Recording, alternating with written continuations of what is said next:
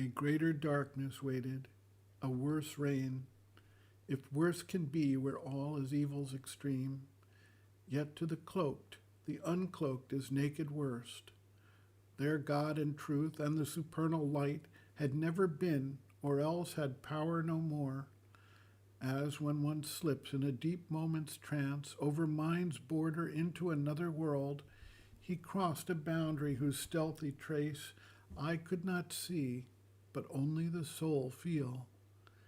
Into an armored, fierce domain he came, and saw himself wandering like a lost soul amid grimed walls and savage slums of night. Around him crowded gray and squalid huts, neighboring proud palaces of perverted power, inhuman quarters and demoniac wards. A pride in evil hugged its wretchedness. A misery haunting splendor pressed those fell-done suburbs of the cities of dream life.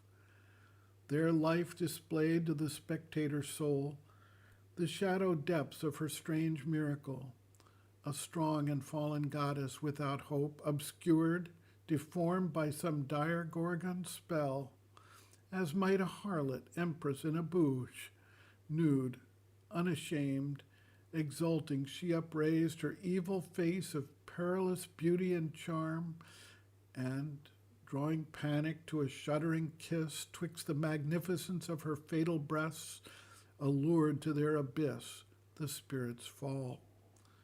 Across his field of sight she multiplied, as on a scenic film or moving plate, the implacable splendor of her nightmare pomps. On the dark background of a soulless world, she staged between a lurid light and shade her dramas of the sorrow of the depths, written on the agonized nerves of living things.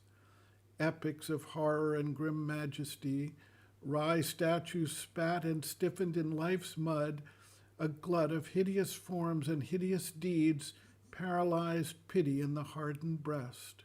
In booths of sin and night repairs of vice, styled infamies of the body's concupiscence, and sordid imaginations etched in flesh, turned lust into a decorative art.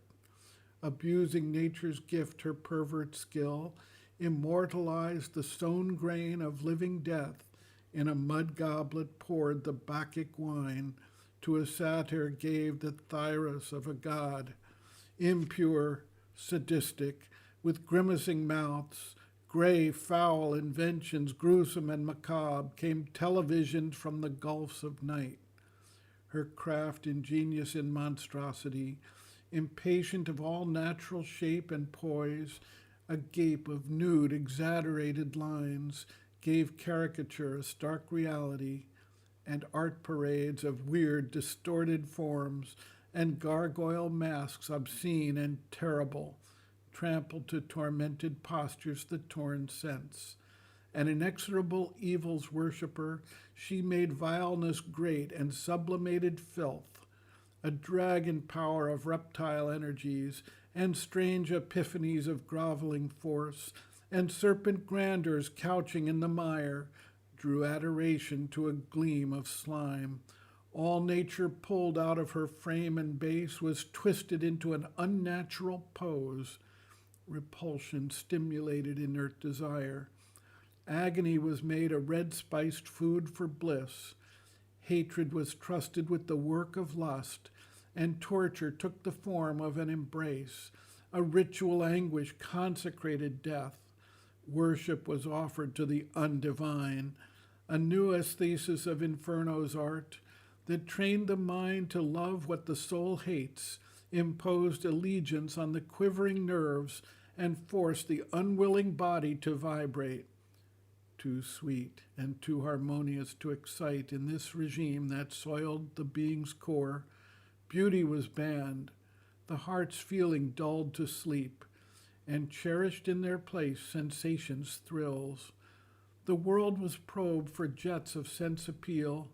Here cold material intellect was the judge, and needed sensual prick and jog and lash, that its hard dryness and dead nerves might feel some passion and power and acrid point of life. A new philosophy theorized evil's rights, gloried in the shimmering rot of decadence, or gave to a python force persuasive speech, and armed with knowledge the primeval brute. Over life and matter only brooding bowed, mind changed to an image of a rampant beast. It scrambled into the pit to dig for truth, and lighted its search with the subconscient's flares.